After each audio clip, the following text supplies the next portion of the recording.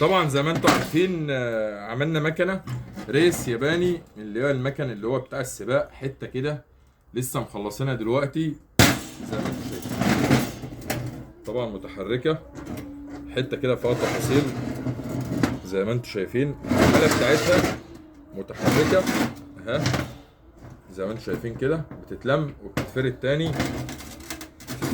طبعا كامله اعدادات، كل حاجة فيها كاملة، حتى الإشارات اللي قدام، حتى المرايات، كل حاجة فيها كاملة مكملة. حتى الموتور بتاع المكنة مختلف الجناب زي ما انتم شايفين. حاجة بسيطة من أعمالنا الفنية اليدوية، وطبعا ده شغلنا. كل ده كده من الخردة، أعمال فنية يدوية زي ما انتم شايفين. إخواتي عايزكم تتابعونا على جميع المنصات. تحياتي ليكم.